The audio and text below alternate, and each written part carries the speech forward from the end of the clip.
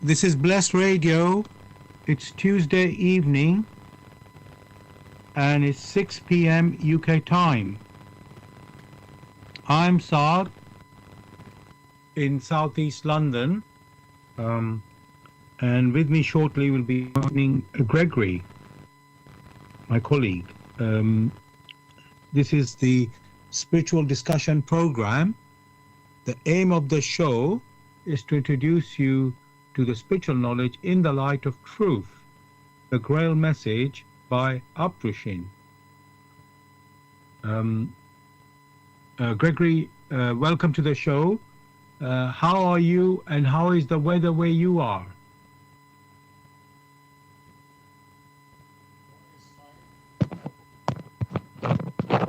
Oh, your voice is a bit low. If you can just make it a bit louder. One is fine and it's very hot. Very hot. Okay, same in London here. Today has been sunny, very hot. I think it reached 32 degrees centigrade. It's quite a long spell that we're going to have. I think started on a Friday, this last Friday. So yeah, we've been having sunny, cloudless skies. And the good news, there was a breeze, which really helps to make it, you can handle this, the heat as well then. So welcome to the show, listeners, to the spiritual discussion program. Every week we have a new topic for discussion. I know last week's topic we thought we would extend it, but might extend it, but in the end I decided let me just make a new one. So the topic for today is the importance of social interaction. The importance of social interaction. If you have any questions or comments, you can contact us on our UK number, which is 079 39 641 958. You can call, text, or use WhatsApp. And if you're outside the UK, it is 0044 79 39 641 958. Again, you can call, text, or use WhatsApp. And there's one other way to contact us, which is by going to the website where we are broadcasting, that is blessradio1, that's the number one, .com. If you scroll down on the home page, you'll see a box called Bless Chat. There you can type in any questions or comments. I'm going to begin with, what is the Grail message? The Grail message, in the light of truth, by Abdushin, is a spiritual knowledge of life. It offers an explanation of the world, a picture of creation on the basis of natural laws. Its lectures contain valuable basic elements as a help in life, for through the knowledge mediated, the readers again brought closer to life and led back to God. The Grail message deals with important fundamental questions of life by explaining in a clear and logical way the automatic working of the laws of nature, the whole weaving of creation, allowing every process to be recognized and thereby the purpose of our whole life. It is directed at the individual and speaks to the innate experiences of the human being, their strengths and weaknesses. Thus, every reader has the opportunity to discover through the intuitive perception if what is stated is the truth. Combining with matter-of-fact reasoning, a complete world picture arises, where there is no separation between the visible world and the great world beyond the five senses, nor any separation between scientific and religious striving for knowledge. I'd like to give you a couple of quotes from the author of the Grail message, Abdushin. The hearer and reader of my lectures should always work within himself, keenly probing and building bridges from one lecture to the other, as well as out into the great and small world happenings. Only then will he be able to understand the Grail message and find that it gradually shapes itself into one complete whole without leaving any gaps. Again and again, in all the happenings, the reader will find, so again and again, in all the happenings, the reader will come back to the basic features. He can explain everything without having to change even one single sentence. The word of the Grail message lives, so that it permits only those people who really carry the honest desire in their soul to find abundantly. All else is automatically rejected by it. For the arrogant and those who seek superficially, the message will remain the book with 7 seals. And I'd like to give you one more quote from the author. I wish to fill the gaps which have so far always remained unanswered in the souls of men, and which never leave any serious thinker in peace, if he earnestly seeks for the truth. So, dear listeners, just to remind you, the topic that we're discussing tonight is the importance of social interaction. The importance of social interaction. You can join in the discussion with any questions or comments by contacting us on our UK number, which is 079 39 641 958. You can call, text, or use WhatsApp. And if you're outside of UK, it is 0044 79 39 641 958. Again, you can call, text, or use WhatsApp. And there's one other way to contact us, which is by going to the website where we are broadcasting. That is blessradio1, that's the number 1.com. If you scroll down on the home page, you'll see a box called Bless Chat. There you can type in any questions or comments. Gregory and listeners, as you know, we like to begin with looking up the words in the topic in the dictionary and seeing if we can understand those concepts in the dictionary. And if not, we try and give a, let's say, better picture. So the first key word I see there is importance. And I've got one meaning only this time for the word importance. It says the state of fact of being of great significance or value. And they give an example of that, the importance of a good education. So Gregory, what do you say about this definition? The definition is very helpful and it points along the right direction. Thank you, that's good, that's good. Let us continue. So the next key word is social. Now, I've got 2 meanings in the dictionary for that. One, it says relating to society or its organization. Let me just, let's just go into the, I'm not going to look at the example this time.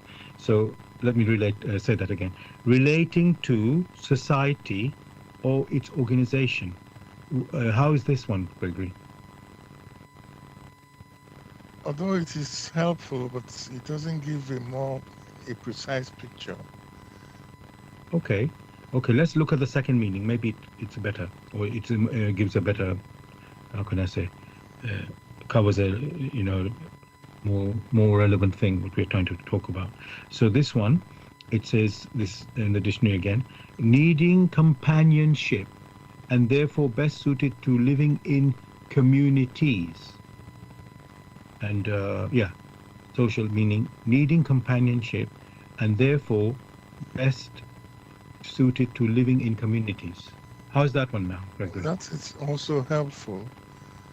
Okay. However, if you take the first where it says societies, and then the second where it talks about communities, then both can be combined to give a more precise picture. Okay, that's fine. Um, so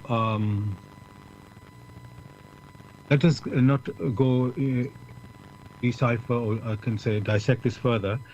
We will just, as we go in the show, things will hopefully become clearer as we are talking about these concepts. So let me continue.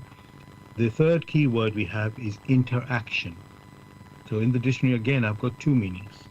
The first one, it says reciprocal action or influence. Um, okay, yeah. And to give an example, I think it's good to have an example. Ongoing interaction between the two languages. So, Gregory, how is this one? Interaction meaning reciprocal action or influence. Is that helpful for us in our discussion? It is helpful. The picture is helpful. Okay. Okay, let's continue. Another one we have. So this second one in the dictionary, it says, again, the meaning of interaction. It says communication or direct involvement with someone or something.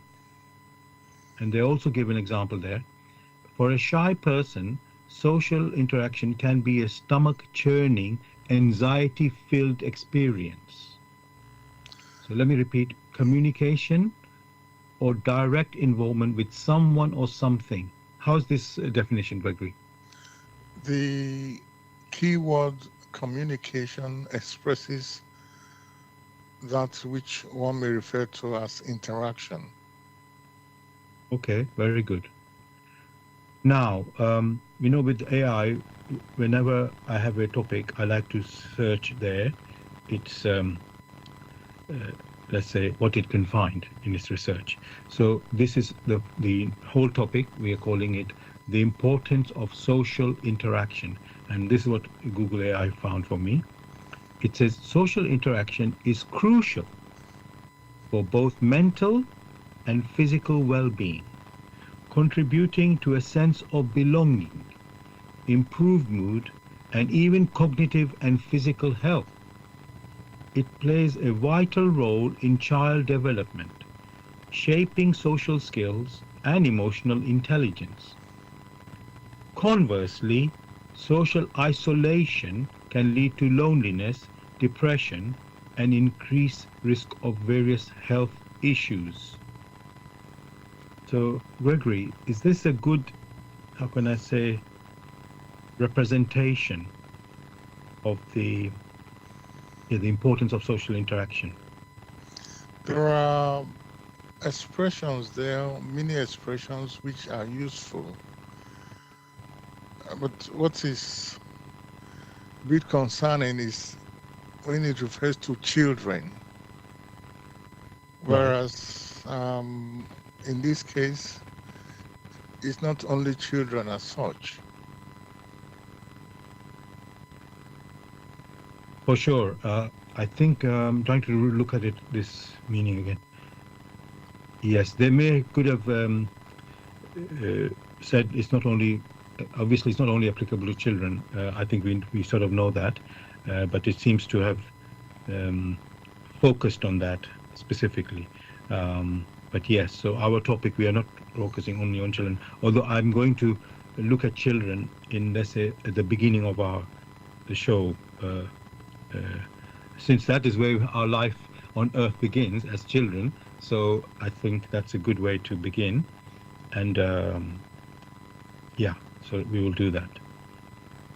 Now, let me see. So we're talking about interaction. So, Gregory, children, one of the main, let's say, I don't know how to call it, like key phrases or punchlines, or maybe I'm not able to pick exactly the right phrase, but education is one of the big um, words that are used to uh, talk about children's education, or just referring to children especially. So now, this is about, our topic is about the importance of social interaction. So that, if you could say there's an education about social interaction for children, I would say it's not directly that way that we educate children. It's part of their education, you can say. So, but not directly. So let me just see now.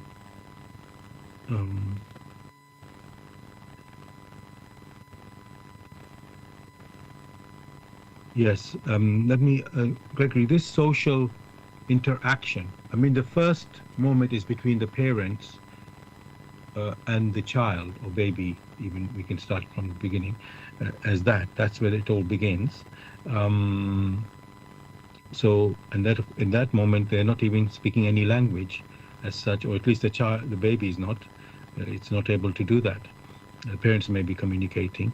So, and correctly, you've already pointed out this very key point of communication. You know, it looks like the first part of education is the communication. But then, so let me understand correctly. So would that be to let's say the first social interaction? Is it to learn the language for a child? I'm focusing on the child right now at the moment. So is it like the first step for a child to, in their education, in their social interaction, to learn the language of the parents? Yes, it is, in the sense that the words or that expression language must be understood as a term that is used for communication. Because from that perspective, you will find that first, with the child, there is that particular process where the child, all it needs at the beginning is just to be fed, to be taken care of. It is not fully conscious of the responsibilities of the parents. It is at a stage where it is completely dependent on the care that the parents provide or whoever is responsible for it. So that is the first step to ensure that the body which came, that is now using, that has been provided through the mother or through the parents, is able to maintain it, understand how to use it as it goes along. Thank you for that, Gregory. We know babies and a child are growing and learning, and so everything is, like you said, they want to eat first or be fed, and those are the, you could say, essential requirements initially. But then they have to, obviously, a baby cannot speak; they can only cry and make, but they do respond. That it's their communication. No matter the language may not be like you and I are talking right now, but there has to be a communication. So that is clear. And but then there's even a bonding between the parent, especially the mother, you can say, with the child initially. For the child to interact with the mother. Now, I want to sort of go a little bit, let's say, to a later stage now, because that's how we started. But let's say the child is a toddler now, just before the school, you can say. So then they can start, they're already able to speak and obviously communicate their thoughts, their wishes, and vice versa with the parents. And that way, let's say, things become, you could say, easier for both people sides, and the learning can be quicker that way. Now, but as we have said, the children are. You started, Gregory. You did mention that they're not yet conscious. Could you say a little bit more about that? The difference you could. I mean, we know in a physical way the difference between an adult and a child, but when you're referring to conscious or consciousness, let's say, can you give us a bit more picture about that? At the beginning, when the child is born, in the first few days, what happens is that maybe they're able to sense that there is a carer, but whom the carer is, very clearly, they're not conscious of that. But they know there is a carer because when they cry and they need to eat, someone provides that information or the resources. So at that stage, one would not attach consciousness, awareness of where things are coming from to the child. So that's why one is using that word, not yet conscious, because consciousness depends on the maturity of the individual. At this particular stage, you have that the child, is growing gradually, but hasn't reached that particular stage where it's able to articulate properly that, okay, these are my carers. Even at the initial stage, the child is unable to see, right, for the first few hours, and yet it needs to eat. So, whereas consciousness of the tools that it needs to use, that is not fully matured within it. Thanks very much for that answer there, Gregory. As we know, all of this is a process. I mean, all of us have been through it. So, in a sense, we're not talking something unusual, but we are looking at the importance, as we say, the topic is about social interaction, and we take a lot of things for granted. But here, the aim of our show is to look into these, you could say, things that we take for granted, to actually understand the importance of them and how they function. Yes, we all know. You come out as a baby, grow into an infant, child, going to school, grow up to adulthood, and have a career, and so on and so on. That's on the, you could say, the outer physical level. But our show is a spiritual show, so we are looking at a deeper level than just the outer happening. There is let's say, deeper happening underneath. So, for example, when we talk about consciousness, we always want to know why and how and something is happening. So on the outer level, yes, you're growing from a child to an adult, and somebody's taking care of you on that journey. That's on the outer level. And then as you become adult, you can go your own way. However, that is still only on the physical level, and not on the spiritual level.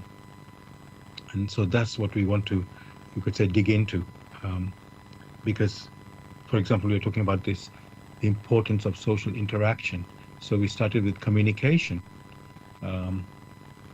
Yes, but is that the language or the physical communication, which you're all familiar with that, is that the only communication, or is there something else deeper than that? So this is what we want to come to realize or recognize.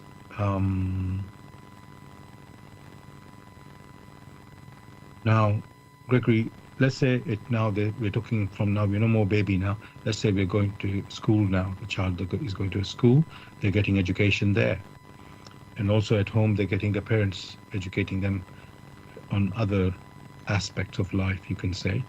Um, so now, one of the things, Gregory, is you could say we have, well, let's say in discussion, people say, oh, the child needs to be set boundaries, that what you can do, what you cannot do, rules, you can say, you know.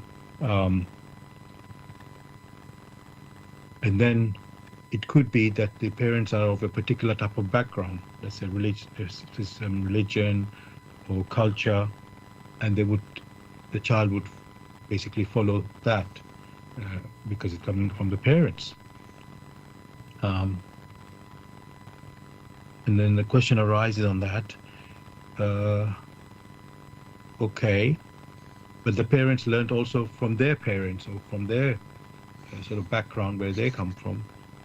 And what is that? What they and I know the parents say we want to bring up a child better than they themselves own experience was. That's it seems there's a concept of always trying to do better than that what you yourself experience. So that seems a good how can I say direction. Um, but then I wonder what is really the guidance, where the foundation of this, you could say, training of the child, you know, morality, for example, you know, where is that coming from? Is it from the background of the parents, what they learned before, and they just want to do better for the child? Or is there some, how can I say, fundamental principles, Gregory, that we are supposed to, uh, as a parent, introducing to the child, which means you, as a parent, also need to know these principles. So, Gregory, usually people just follow what they have done from the, let's say, the last generation, what they learned. But then we are looking from, let's say, spiritual understanding. So, is there, Gregory, some, how can I say, basis that child? So, what foundation, Gregory, are we meant to, or principles are we meant to apply and use to educate the child? I'm thinking of morality. I'm thinking from the spiritual angle. In the first instance, parents, because the question is now directed to parents. Parents can only offer that which they themselves are conscious of or have knowledge of. If they lack the personal knowledge or conviction, then they cannot offer that. At the beginning, the need is there to take care of the physical needs that the child requires in growing up. You also mentioned school. That is only one other channel. So there's the channel from the parents. There's another channel from so-called schooling. There are various channels. Even the child moving out of the house into the garden, observing the plants, that in itself is another channel. The interaction of the child with its neighbors, that is another channel. If there are animals in the neighborhood or in the house and the child interacting with these animals, it could be butterflies, it could be dogs, whatever it is, that in itself is another channel. So there are manifold channels for the child to learn from. Why? Because you find the child is called a child because the capacity to learn is there. A child of creation striving to use what is available to it, which parents provide, which interaction with the neighborhoods, with the environment provides, and also the interaction which schooling provides. It is at this stage that the child takes all these in, and hopefully, in taking it in, the intellect, that means the frontal brain, is not so highly developed yet. And when these things are taken in, it goes straight to the back brain and hopefully to the spirit, where it uses it for its own personal maturity. So one can find that this maturity is a gradual process in which there are it has this many-sided effect because it draws in from different channels for the child to take in and learn from it. The lessons it learns from it is a different thing altogether.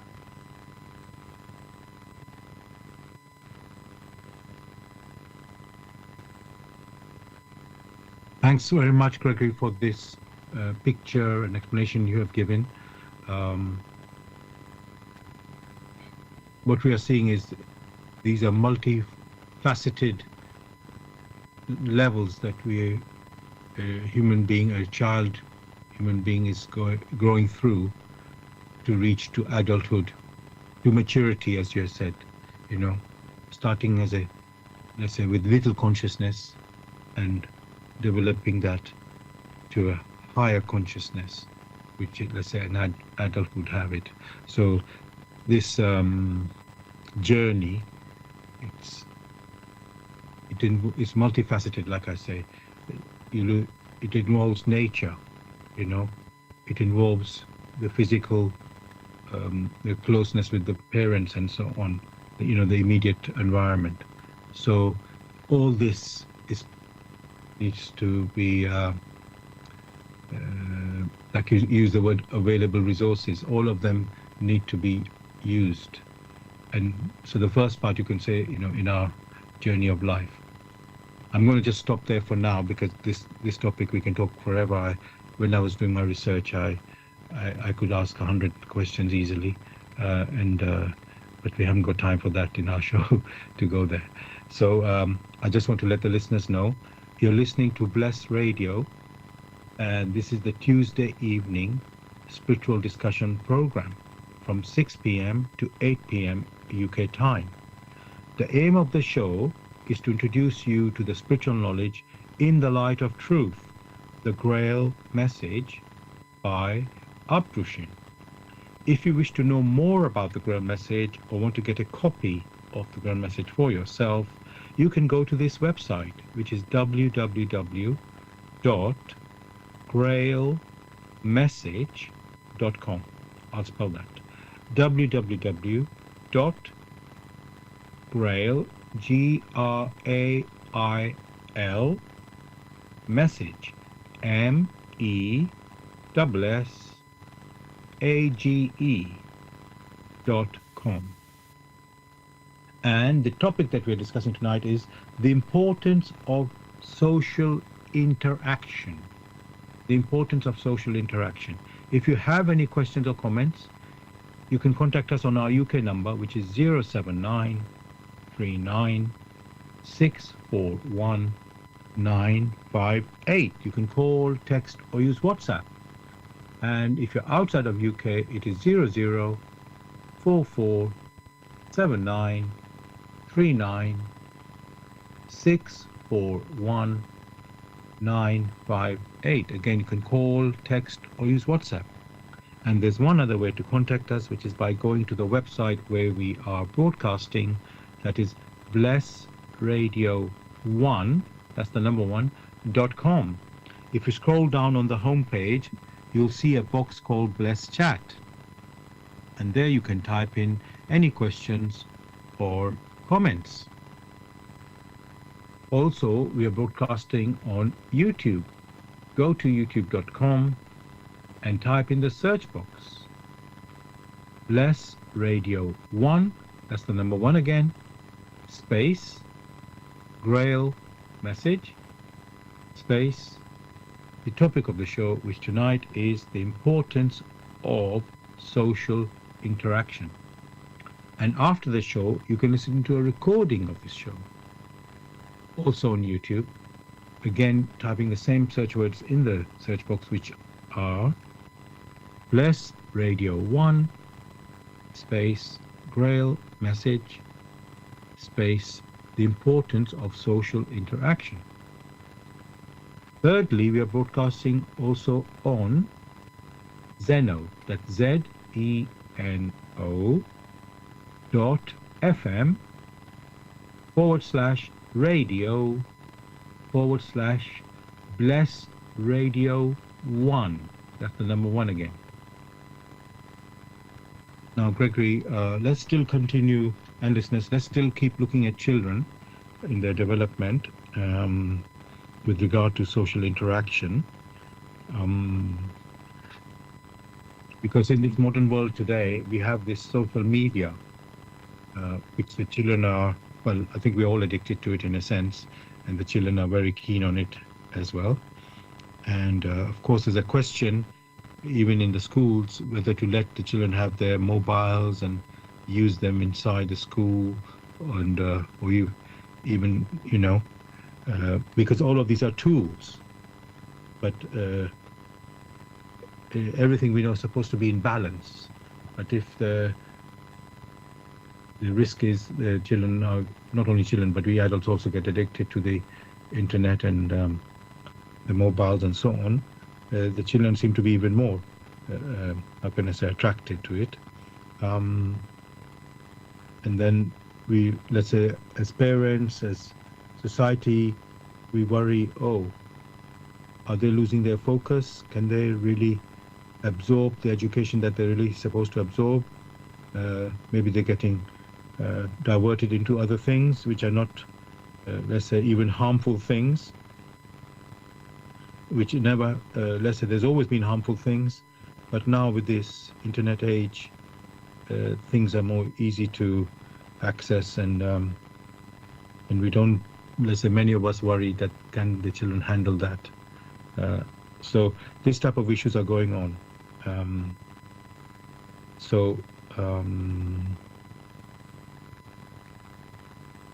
Now, the people in the UK probably are aware of something that happened a year ago now in the summer, where a young man, I think he was 17, who had become basically, he was living with his family. This is in Southport, so once I say that town, I think that will hit, people will remember the story now. So basically, he seemed to become a recluse and seemed to be staying online in his room, looking at violent material, and somehow he wanted to act that out. They will say, let some incidents prior to the, let's say, big incident that happened, which was, there were signs whether something wasn't right. But unfortunately, those signs were not, how can I say, applied to stop him what he actually went and did in the end, which is where, unfortunately, he attacked classroom of girls who were learning to dance, just very young girls, 6 to 8 years old, 9 years old sort of age, and unfortunately he bought a knife, and he killed three girls and he stabbed feverishly the other ones. And even the two adults, well, one adult who was a teacher there, and then another adult who tried to rescue, he also got stabbed as well. So unfortunately, 3 girls died, and this became a big story. And so the question is about, you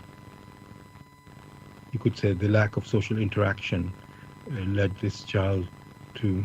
I know this is a very specific type of story. Not every child is doing this. However, when these things happen, other children are doing maybe not as extreme as this, but they are. We know they're online and they're exposed to dangers there. So and this one became an extreme case. So, and the point is, Gregory, what I want to ask here is, let's say when we ourselves were children, we didn't have this way of engaging online. We went out into the either, let's say, nature, in the parks and playing with friends and so on. There was other activities to occupy us, which in a way they are still there, but seem to have diminished with the age of the internet. So the question is, Gregory, how do we ensure that the social interaction, because it is thought that this social interaction would have prevented this type of violent happening. I mean, you cannot say 100%, it would never happen, but it surely was, how can I say, part of this, in the involved in what happened. So, Gregory, how do we sort of, I don't want to say prevent, but how do we bring up the children that they don't get kind of stuck in an extreme, one-sided way of their in their development, which prevents them from their social interaction, because that it is thought if that was there, this type of things couldn't happen. It's quite remarkable that this topic is brought up for a discussion. The first line of interaction is from the carers or from the parents.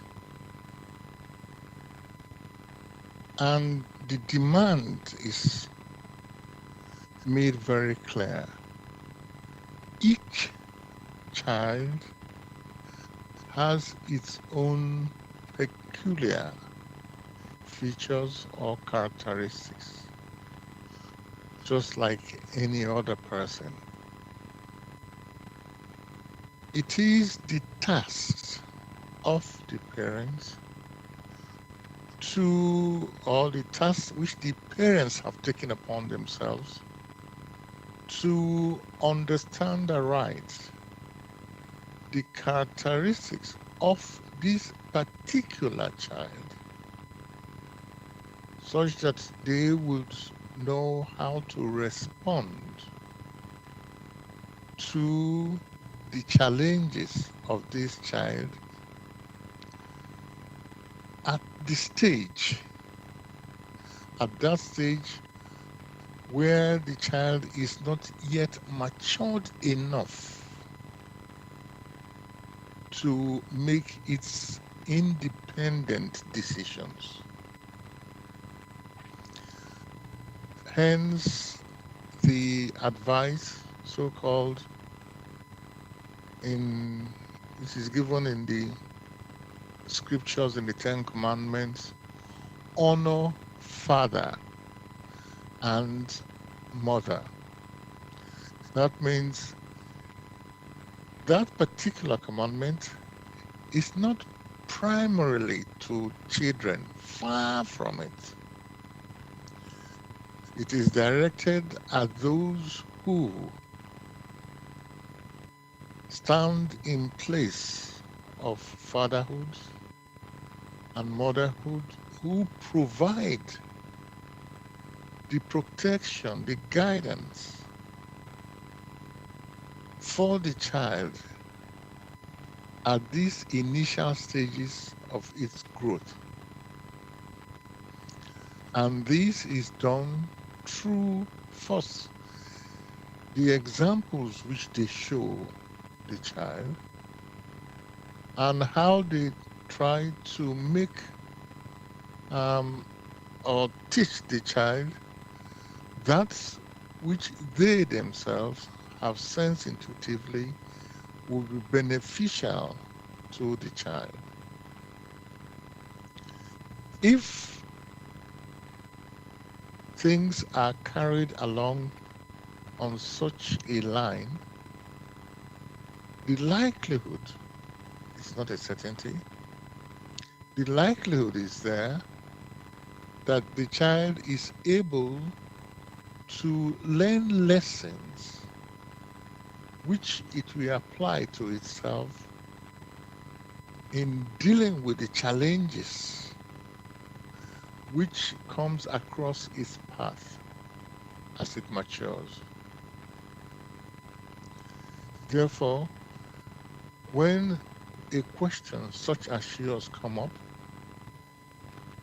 the answer becomes very simple in the case that each parent must adapt their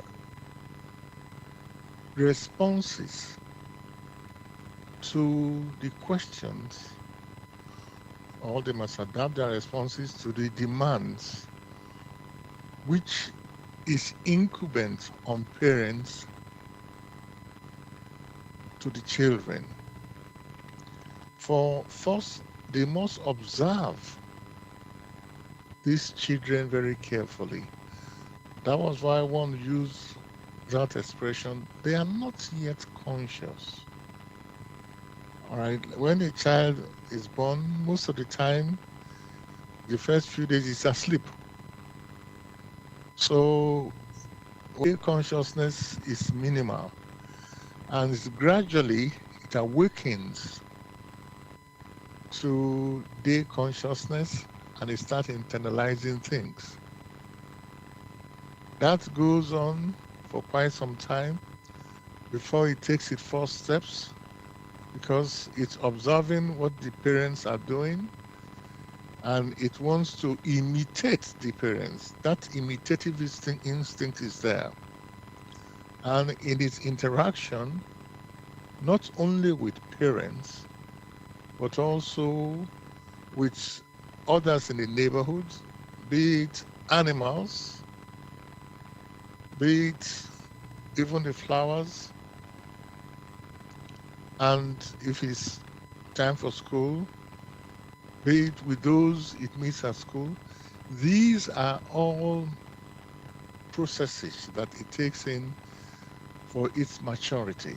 So it keeps building up.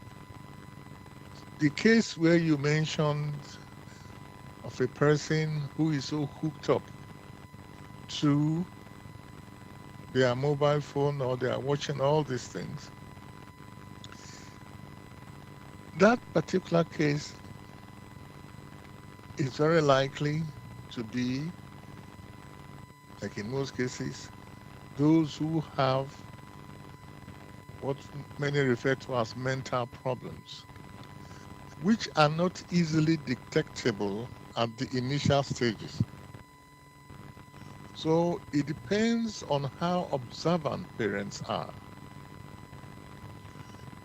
But it's very clear that if such a child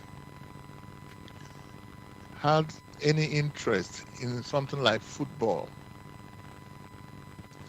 and it wants to play football, of course, it will not go into social media while it's in the field playing football. That will not occur to it at all. It will want to focus on that. One brought this in because there must be a balance. That balance, if it is not maintained, where one is considering physical maturity, mental maturity, and albeit spiritual maturity. Parents are helpful for physical maturity to some extent, mental maturity, but when it refers to that which is spiritual, where real living morality comes in, they are unable to offer that to the children because they themselves, strictly speaking, do not understand it aright. If they did, many of the things which we find nowadays will not arise at all. Then they would have known if they, in their lives, had challenges and they were able to overcome it, that will be communicated to the maturing ones on how to overcome these challenges. That is the case where they themselves have received, and that which they have received, which was challenging to them, they made use of the scenario and subsequently passed the necessary knowledge to the maturing ones, such that if they came upon such a scenario in future, they will know how to respond to it. In this case, one is referring to a people who might have suffered under others, or a person who might have suffered under others and haven't found its way out of it, now knows how to respond by not putting the vengeance that might have arisen within it on others. This is a key area where parents or schools or churches or whatever organizations have failed. They have failed the children because they have not subsequently explained to the children how to respond to these challenges.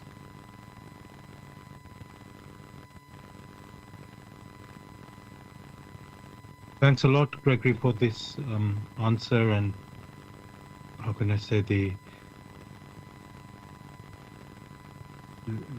all the angles involved that that we need to look at about the development of a child, and even you could say parents, their duties and roles that they have to play. Again, we are seeing it's multifaceted, but it's all very important. In fact, that's the topic we are, trying to highlight, that the importance of social interaction. With the word social interaction, it seems only looking at one angle, but actually it covers a lot of things. At the beginning, Gregory, you started with the feeding of the baby. Yes, because that's the first thing you have to do, but that's only one part. There's so many parts that need to be taken care of, and the people are looking. Let's say we are looking for happiness, peace, and happiness. Well, for that there has to be there must be an environment that needs to be created for that, and obviously the parents are the ones who are the first foundation for the child to provide that. And yes, they do it, but it's ongoing, and as the child grows, it has to shape, move on according to its needs. But then there's this supervising that must be taken. It's not like, oh, I just teach this and then everything will be fine. No, you have to watch and adapt as necessary according to the progress of the child. So somewhere something fell in this particular case. Not that I'm want to highlight specifically this one only because it's an example where things actually went wrong very clearly, and but then it can be applied to even our own lives.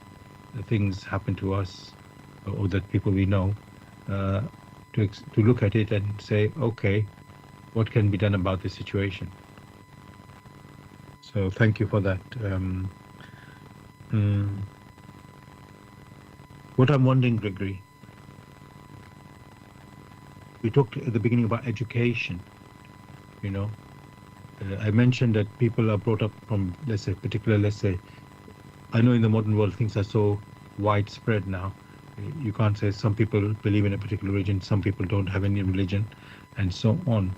So there's all this scattering of backgrounds, and I'm not trying to put anybody above or below another, background.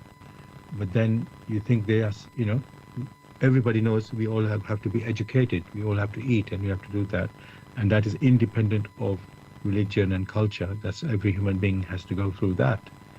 But then you think there must be some principles that need to be followed. And in fact, I did say that at the beginning.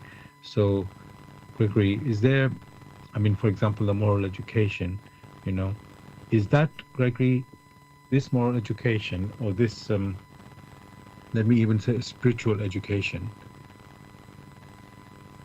is it from some religious teachings that you get? Because obviously some people don't follow those things. Is it from there? Or, yeah, because what standards by which we are supposed to be living, Actually, there are fragments from the so-called religious teachings. There are also fragments within the society, within communities, what many used to call the oral tradition. So there are fragments from many different quarters. Others also refer to philosophies, which philosophies may not be consistent or self-consistent, but are fragments. But strictly speaking, that which is moral, which first applies to the human personality. By human personality, one is referring to the individual that has the free will to make decisions. It is very important to make that distinction. That individual that has that free will to make decisions. One may not talk about morality as applied to stones. Neither can one apply it to plants. Neither can one apply it to animals. Because you cannot be talking about morality to flies or ants or birds. But in all naturalness, morality is applied only to the individual that has the free will to make decisions spiritually. Because with morality, there's now the accountability. The human personality is accountable for its activities. Therein lies the demand for morality, which demands has its framework within the laws of nature, or more precisely within the laws of creation, through which itself, the human personality, came into existence. And as with the topic, starting as a child, which child one had mentioned at the beginning is unconscious. The human personality started in spirit as an unconscious spirit spark. And in its journey to become matured, it becomes first conscious of its activity, that it is in creation, is conscious of the environment, is aware of its existence. Subsequently, it proceeds further, in which the inner core, which is of spirit, becomes self-conscious. That self-consciousness, which is attached to the responsibilities which it bears in the cultivation of these talents which have been sown into it, which talents have to be cultivated to maturity. And that being the case, it is subsequently able to use its maturity as a self-conscious personality in cooperation with the activities in creation, such that that which it has received and cultivated, it is in turn able to use that in accordance with these laws of creation to assist others. Part of that assistance comes in the so-called social arena here on Earth.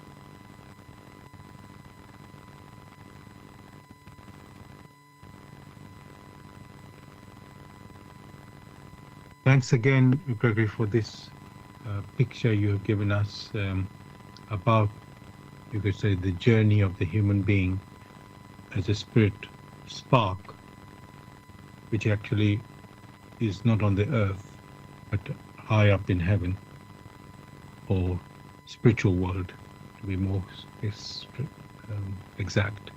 And then it came on its way down to this earth, to be born in this human body, earthly body.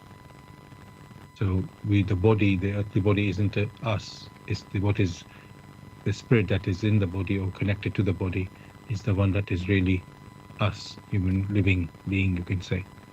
And that is what does all the activities, decisions, and so on. And the point is, we started as unconscious, and the aim is to become conscious, from unconscious to conscious, then to self-conscious.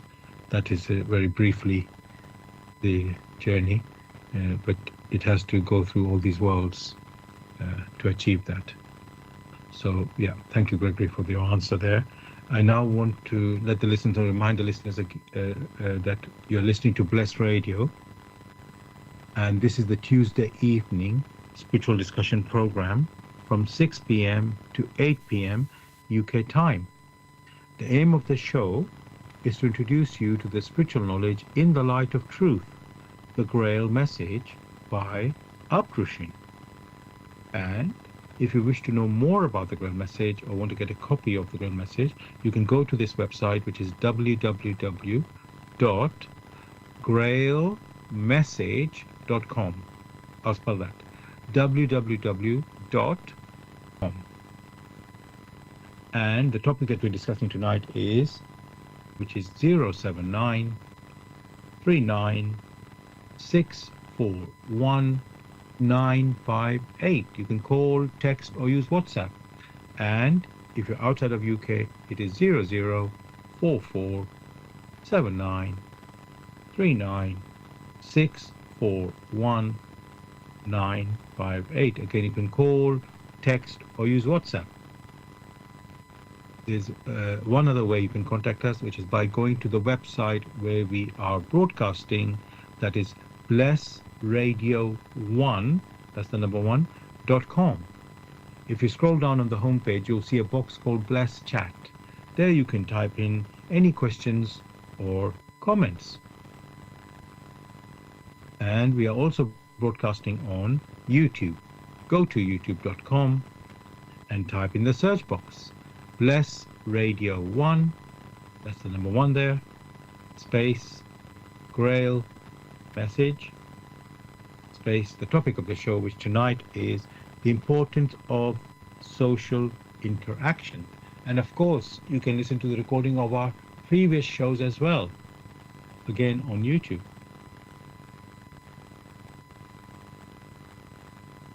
The third place you can hear us is Zeno, that's ZENO .fm/radio/bless radio 1. Again, that's the number one there. Now, we've been speaking about, you could say, the development or social interaction for children and parents, but now I would like to focus on the adults.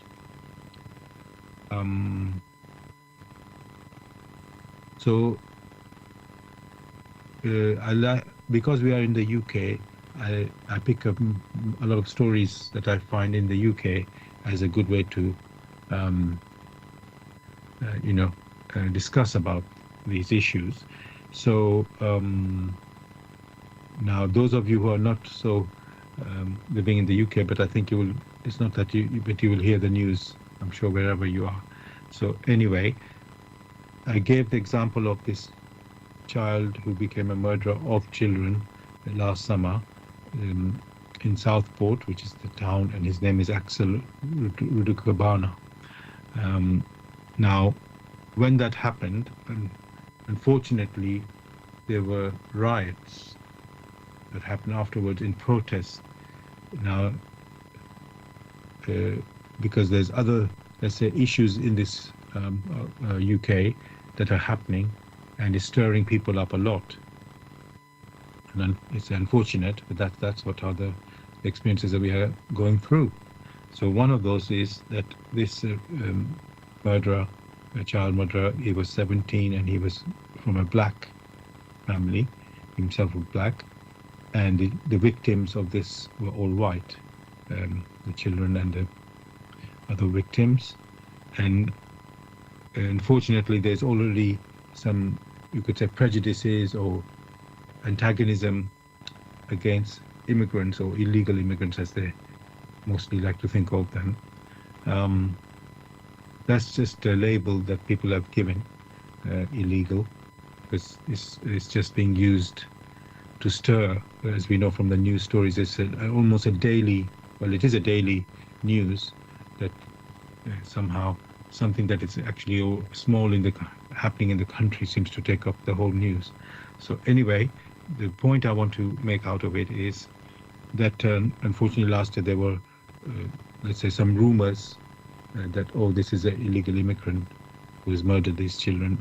You know, especially when it's involving children, the people are more stirred up, thinking they're innocent and they have been, so anything like that is taken more strongly.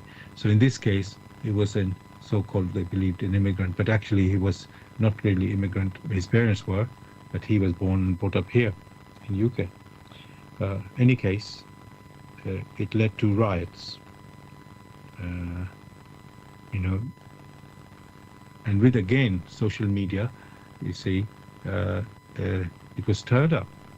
But my point, Gregory, what and listeners I want to talk about is obviously this is a multicultural society in UK, and people think, oh, this if somebody's different, especially in their race, color, there may be something more than just a color difference. Something's different culture-wise, the habits and so on, and they think it's incompatible with their own culture. The people who are already indigenous, let's say, if I use the word in quotes, because uh, if we go far back in history, we will say who are the really indigenous people.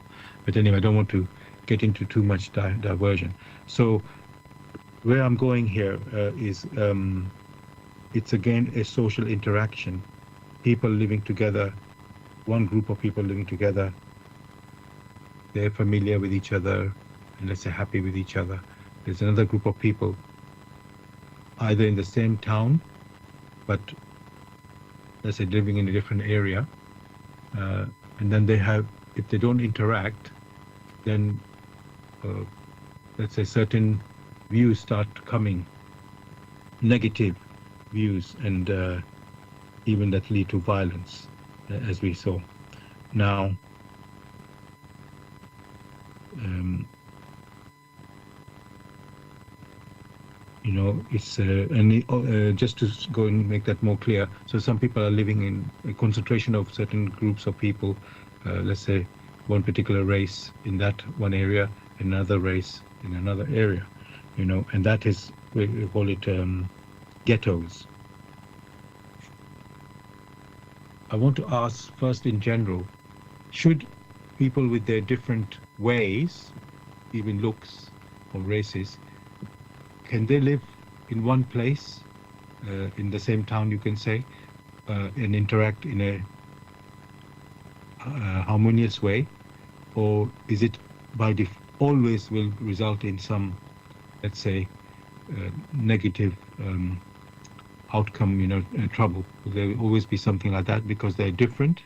Is there always something? And something, I'm talking different in a very obvious way, because when we talk about, I don't want to divert, but in this obvious way that I've just explained, um, can they actually live in harmony, or is always going to result in some trouble? The response to your answer, when we look at two different parts or three. In the first case, in every society, there is the so-called upper class, the middle class, and the so-called lower classes. If you investigate carefully, you will find that those who belong to the upper classes from different backgrounds, different so-called races, they have never quarreled with themselves. They enjoy all the trappings of the upper class. Why is that so? That's one part one should consider. Secondly, let us consider nowadays the challenges which we have, say, in the ordinary activities. Let us consider AI that everybody is so happy to work with, which is challenging. Would one say the algorithm written by one race, in quotes, and that algorithm is able to bring so much benefit to one race, therefore another race would not want to use the same algorithm which is helpful to it? These are the questions the individuals must ask themselves. If one proceeds to the so-called healthcare, would one say because the doctor is from so-called another race and doctors are needed to be helpful, to build up, to provide good health care for everyone, would one say, oh, because this doctor brilliant and is quite effective, And therefore, because it's of another race, one would not, you know, do with the services of that particular doctor. These are the questions human spirits must ask themselves. The reason for the quarrels is very obvious. Pettiness. Pettiness and stupidity of the highest order. Therefore, one, in many cases, one shouldn't even bother even considering such pettiness. But laws should be put in place to tackle this pettiness. For it is very well known that here on earth, it is one for all and all for one. Take the very simple example that bananas are produced by different races in the tropics, and they are brought, and as far as we know, almost every person on earth has eaten a banana. Would they now say that because the bananas are produced by different races, all right, and their race is unable to produce it, therefore they won't eat bananas?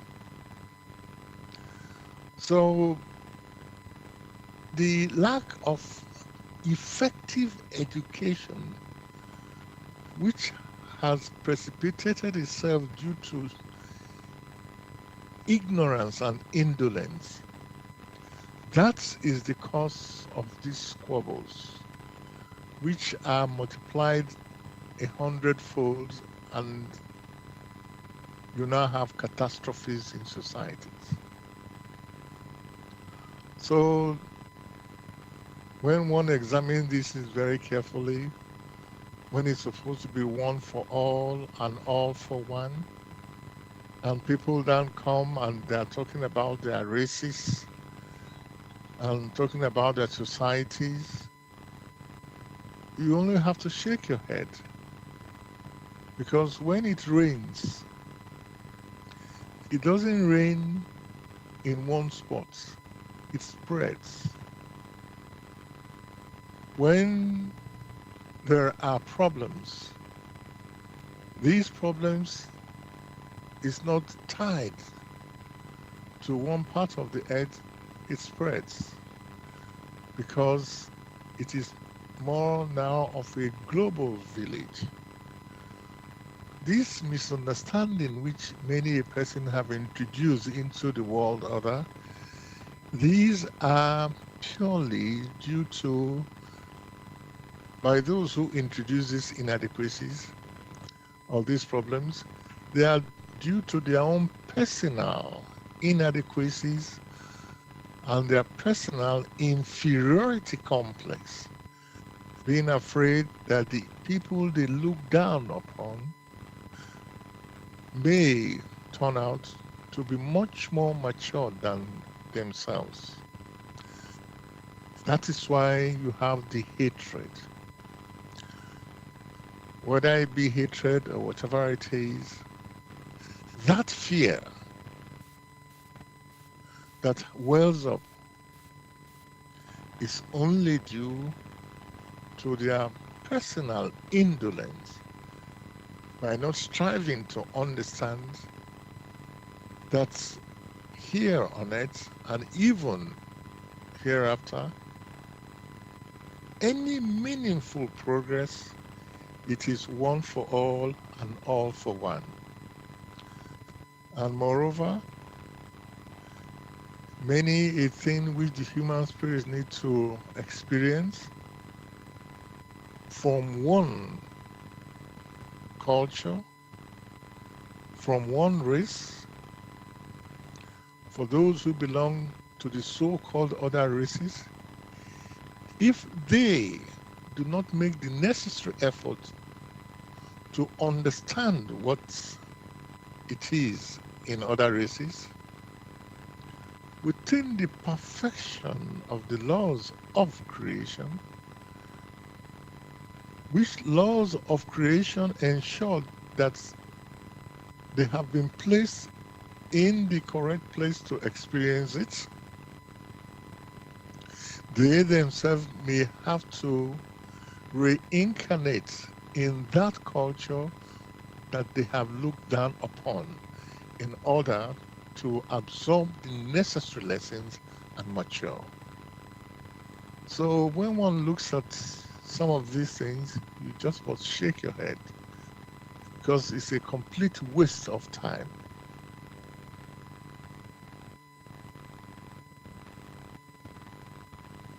Thanks a lot, Gregory. You applied, let's say, common sense thinking to the situation that I presented to you and the listeners, um, using example of eating the banana, which everybody is eating, and not they don't question, no, where is the banana, which race made that banana or brought that banana. So I just want to address one specific, let's say, area in this question, which is the obviously we're talking about different races being in the same place in how can I say, the way they're interacting, which is not conducive to happiness and peace, but rather violence or I forgot what is the opposite of peace, but let's say lack of harmony. That's what I wanted to say. Yes. So this situation, because what I'm pointing to, Gregory, each race has its own culture, behaviors, and so on, and some people bring up, oh, they're incompatible with if they live in the same area. Oh, these things, what they do is incompatible with what we are from the in course, the original people or indigenous people, whatever the word is. So that makes things, let's say, there's a tension there.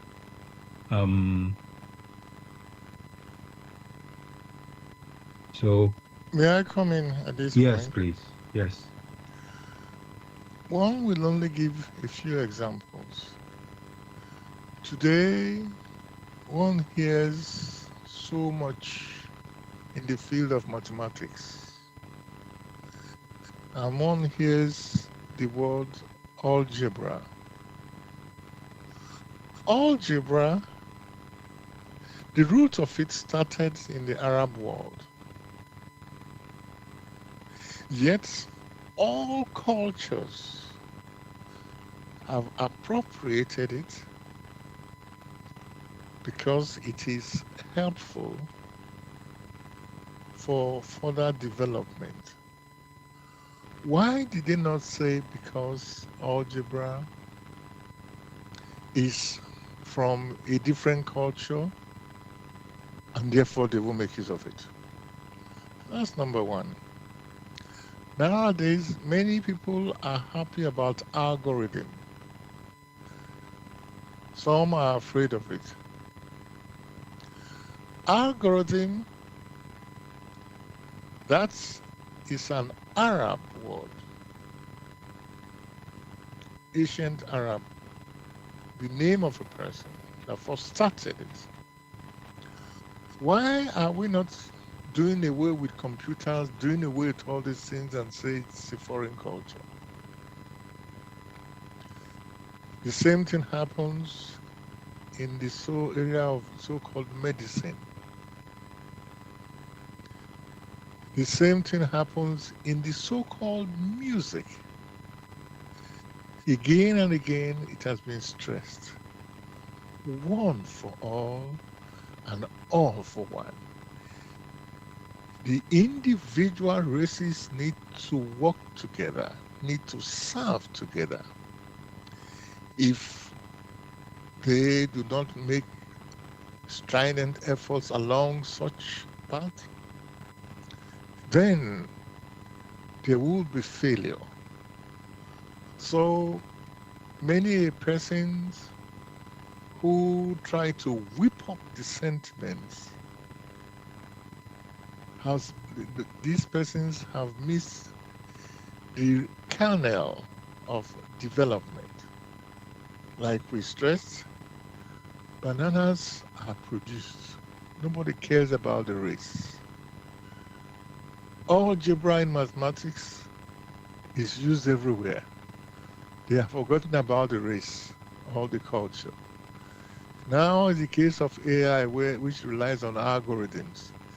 Everyone is applying it, but it's forgotten. Not only that, many other things. When it comes to making progress, even with the resources of the earth, some rare earth minerals are collected from different countries and brought and refined. And now you have the so-called mobile phone, which everybody uses. Why didn't they refuse and say, no, we wouldn't use these materials from this part of the earth. We don't like it because it came from this part of the earth. Many have trawlers to catch fish, and they go around the earth searching for places so they can collect a shoal of fishes and take it to their so-called people. Why are they not refusing to do that? So for any discerning person that views this thing, it is a ridiculous, it bears a ridiculous effect that human personalities who should show understanding about the opportunities which have been granted the human personality to mature here on it, disregard all this and hold on to pettiness. It is not comprehensible at all. Thanks very much, Gregory, for what you have said there. I'm seeing that, you know, if you look at a situation, you can look at it in like two opposite ways. One, there's a benefit and productive way. The other, let's say, some sort of something on that you think it is wrong, or something is wrong about it, something negative about it. But it's only you are making the decision to say, I see it like this, not, and another person can see the same situation in totally the opposite way, you can say, and then you're thinking, what is the, my interpretation, and this other interpretation is so different. You're wondering, how can it be so different? It's not like somebody's brain doesn't work. They're both working, but you're coming to different conclusions. So, and of course, we act according to how we see a situation. You act according to what you know. And then we all know there's more to know than what you know. There's always more than that. And then you are making a decision based on what you know. And now you know it's not a full picture in the first place. And you're jumping to whatever conclusion you're jumping to. And similarly, the other person too, because you could say, oh, banana, like you use the banana, or algorithm or algebra. We're all using it, all having it. Nobody asking any question, oh, why am I doing that? Just accepting it, no problem. Other issues seem to be have. For example, you've said all for one and one for all. Once you start with this principle, then all the way you see things can, let's say, make sense rather than, I don't know if you should use this word, nonsense. So thank you so much for showing this. Now, another angle I was thinking about is, is this famous saying, when the cat is away, the mice will play. Now, people might be wondering, why am I saying something like that? So, they on the earth, every country, every place has laws, earthly laws, and they are enforced by the police and the government institutions. And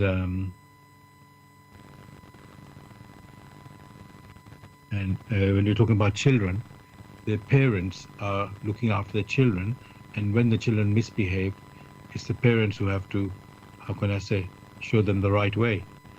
So what I'm seeing, Gregory, people only behave when they're being watched, rather than of their own accord do the right thing. So I was wondering, is there something, maybe that's part of social interaction. I know it sounds a bit weird, but it seems that, as I say, when the cat is away, the mice will play. So if there's police, you will now obey. When the police is not there, you will, well, not every case, but some cases you will there's likely to be something you will disobey. And similarly children. Okay. Just let me stop there a second, Gregory and listeners. I've got a message coming from I just want to check what they're saying. Oh, okay. Somebody, a listener, is telling me that while we are broadcasting, there's some adverts being played in the background. Okay. At the moment, let me see. Can be done. Because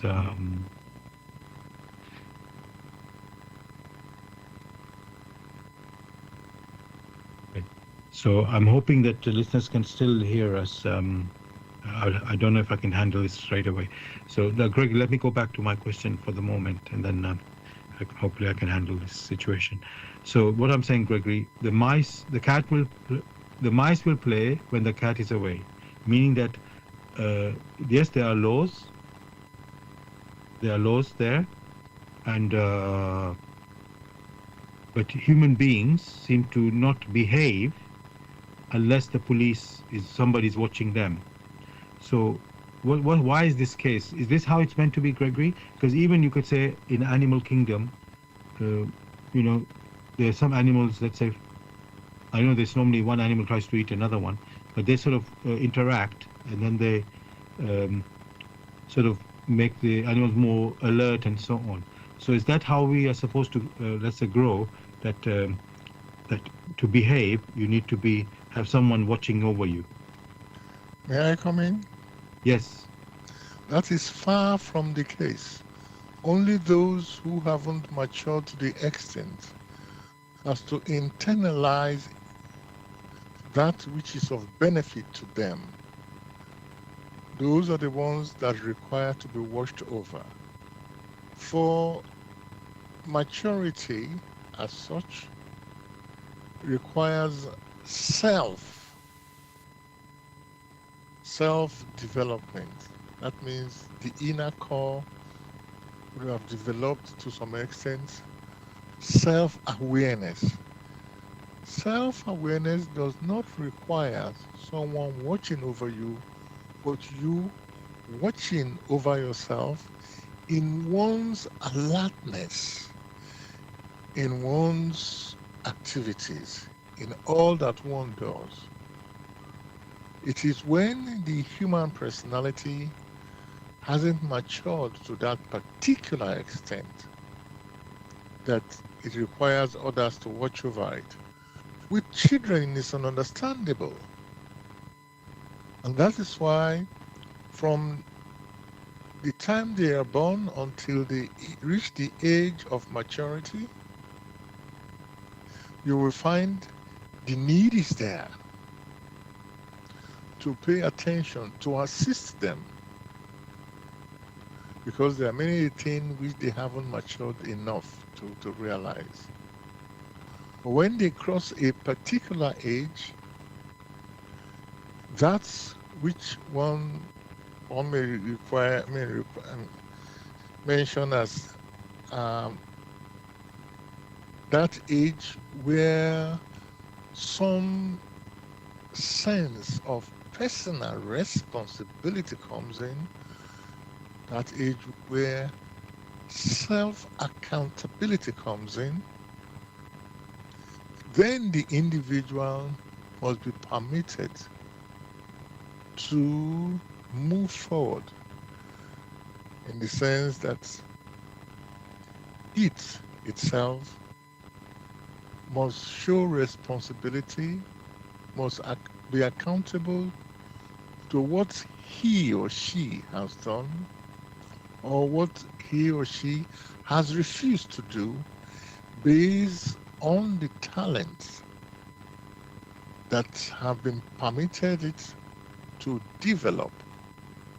It is how they have gone about and the extent to which they have developed these talents that really count. So the expression when the mice is, the cat is away, the mice something, that is not even appropriate for human personalities that have attained maturity. Unless, however, that maturity is only a charade. That means it is fake. It hasn't touched their inner core. For what has touched the inner core of the individual and is alive within the individual, that is what the individual will use in its further activities.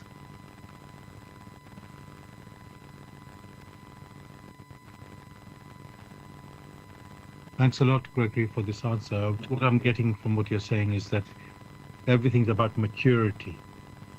Some people are mature enough to, behave, if I can say behave, and act the right way. Others are not that mature, and so they're messing around, you can say, or causing trouble.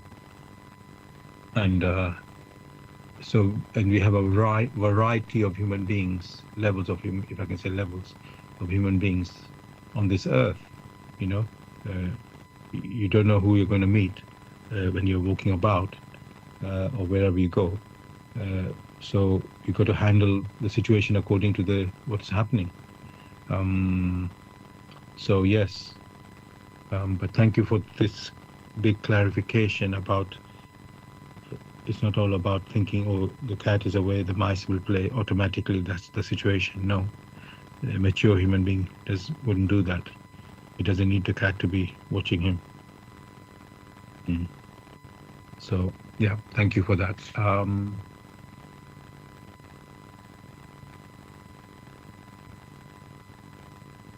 This question now, Gregory, I'm thinking, I don't know in a way you've answered it, but let me just say it anyway. There's also another famous saying, is prevention is better than cure. So some people, are able to follow rules like we've just been talking about. Others, you need intervention, prompting and reminding, So in a way you've answered it by saying that's according to their maturity, that people are acting the way they're acting.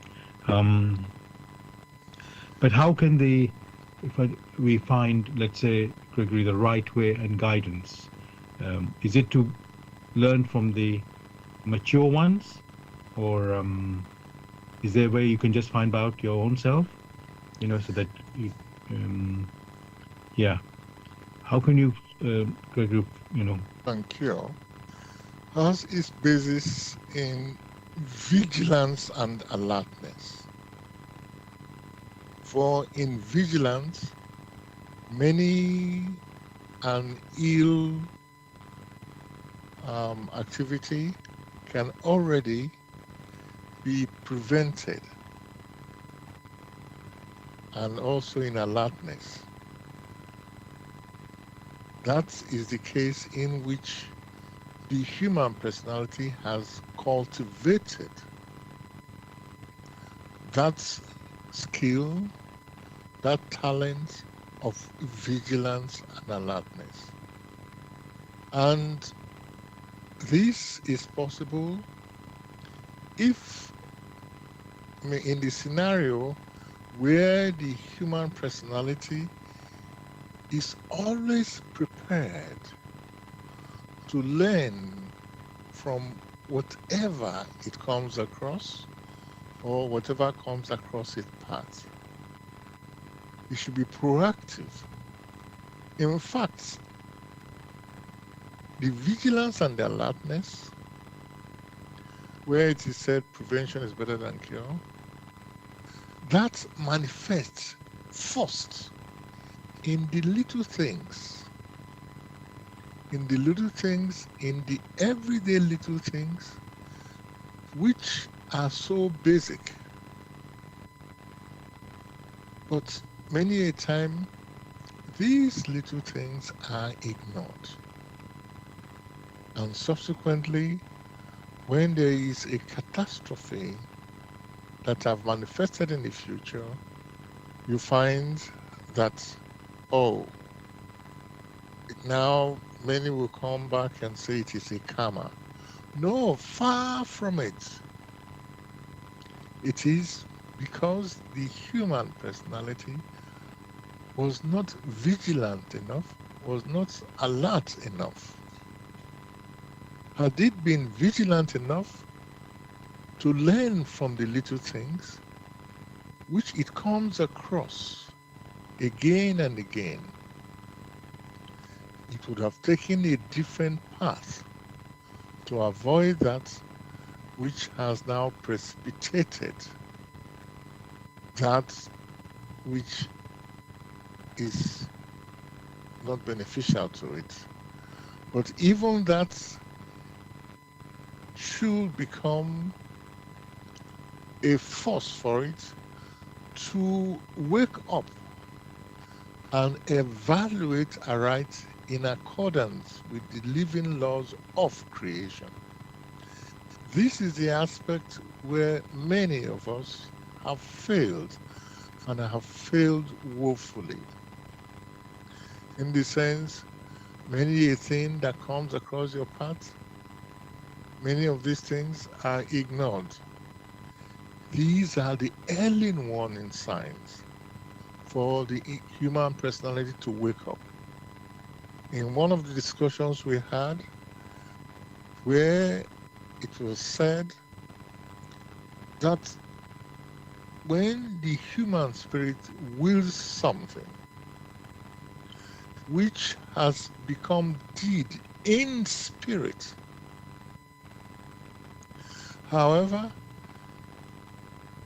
that will and deed have not yet manifested here on earth due to the density, you find that the human personality still has time to make changes if it senses that that which it has perceived long time ago has not yet manifested. If that which it has perceived might like all and all for one, it should learn to cultivate patience and understanding and perseverance. All this help to strengthen the human personality. But what happens? All these things are ignored. They are ignored. No one pays attention to them.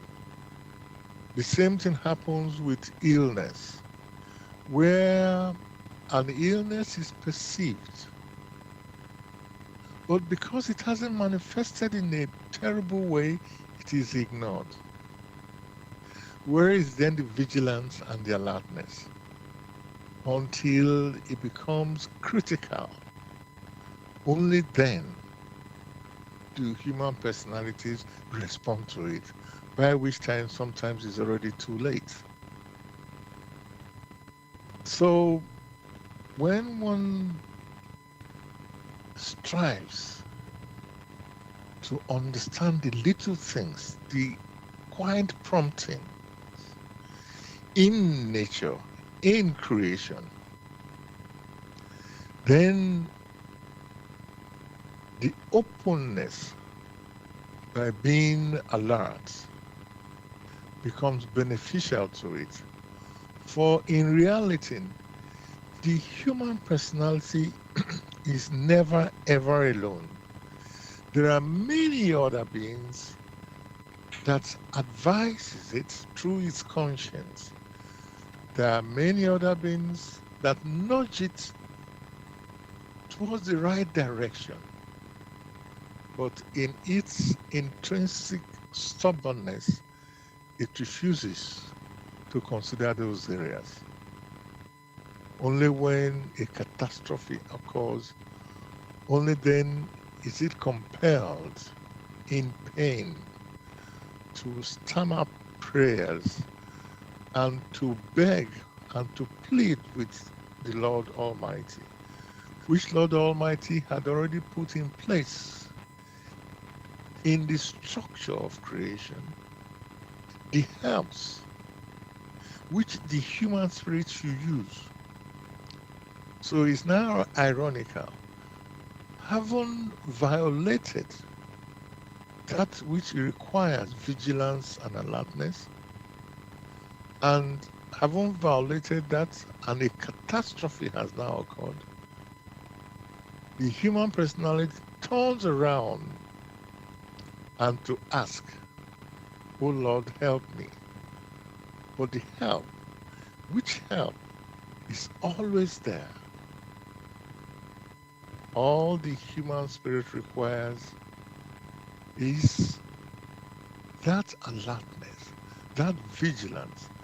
Vigilance in deeds, vigilance and alertness in thoughts, and above all, vigilance and alertness in spirit. With that, the human personality is open to the streams of guidance that will nudge it towards that which is beneficial, such that it will mature in good time before severing itself from the earth plane and rise upwards.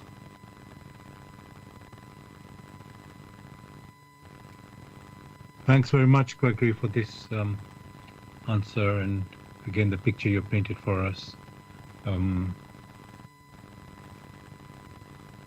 Now, we've only got a few minutes left for the show. Just wondering,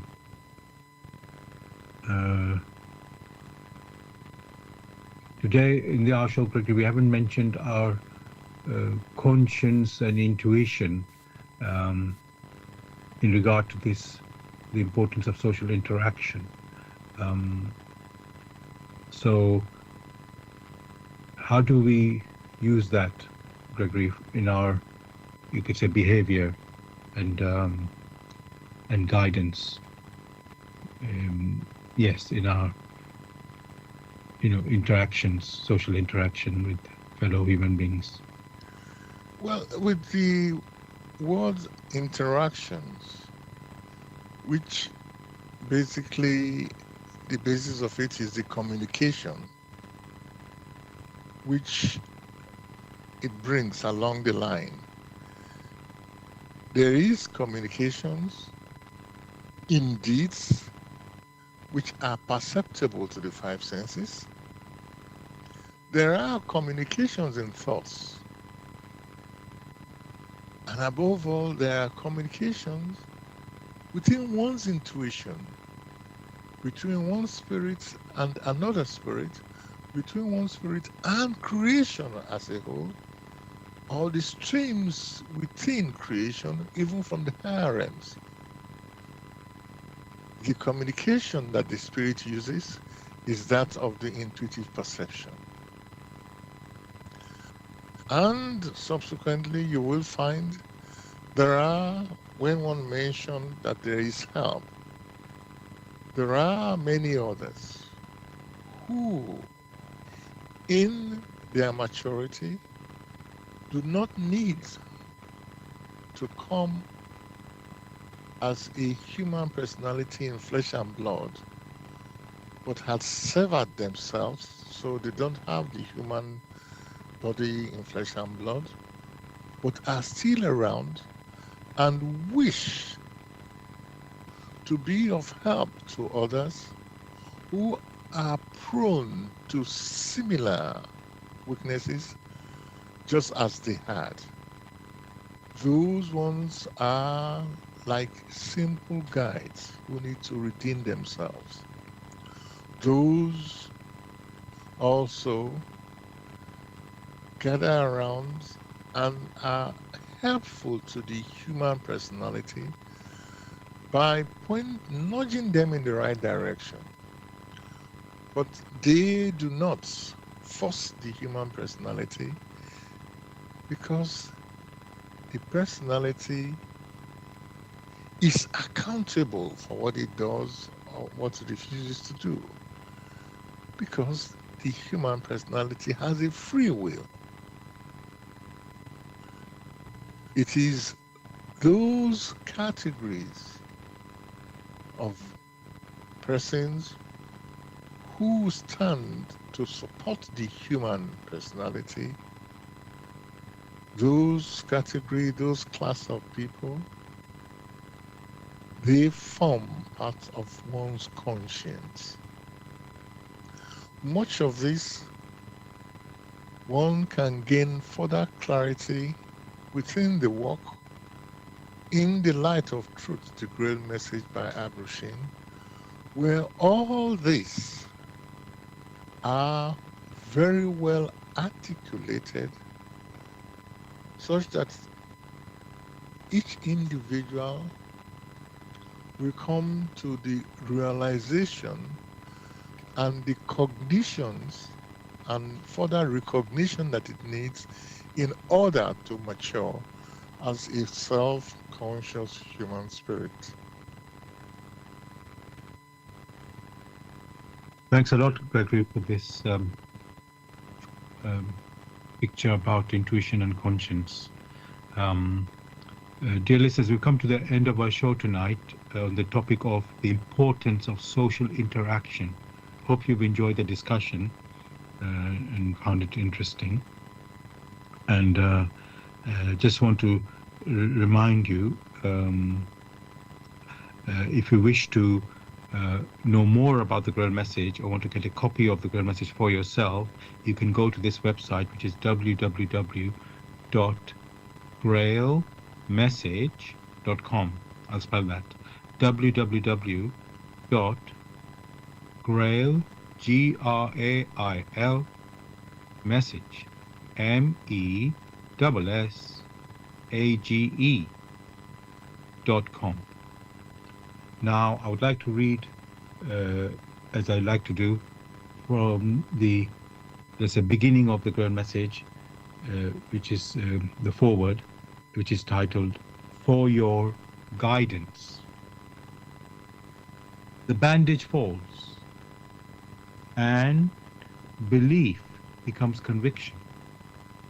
Liberation and redemption lie only in conviction. I'm addressing earnest seekers only. They must be able and willing to examine this matter objectively. Religious fanatics and irresponsible enthusiasts may hold aloof, for they are detrimental to the truth. As for the malevolent and prejudiced, they shall find their sentence in the very word. The message will strike only those who still carry within them a spark of truth and the yearning to be true human beings. To all such it will become the shining light and star. It will lead them unswervingly out of all the chaos of the present-day confusion. The following word does not bring a new religion, but is intended as the torch to help all serious listeners or readers find the right path, which leads them to the longed-for height. Only he who bestirs himself can advance spiritually. The fool who uses extraneous aids for this, in the form of ready-made opinions of others, only walks his path as if on crutches, while ignoring his own healthy limbs. But the moment he boldly uses all the abilities which lie dormant within him, awaiting his call to help in his ascent, he is employing the talent entrusted to him in accordance with his Creator's will, and will easily overcome all obstacles that seek to divert him. Therefore, awake. Genuine faith lies only in conviction, and conviction comes solely through an inflexible weighing and examining. See that you're truly alive in the wonderful creation of your God. Abdrushin. So, dear listeners, I think this topic was very, very, let's say, good to look at, and the questions we could have had a lot more. So again, I feel like we should have another part, but I think we will do a new one again. So we'll be back as usual next Tuesday with another topic. I want to just let Gregory say any few words, Gregory, to the listeners to say goodbye. Wishing listeners a beautiful week ahead. Okay, thank you. Same from me, listeners. Have a beautiful week ahead. We'll be back, as I said, next Tuesday, 6 p.m. to 8 p.m. with another topic.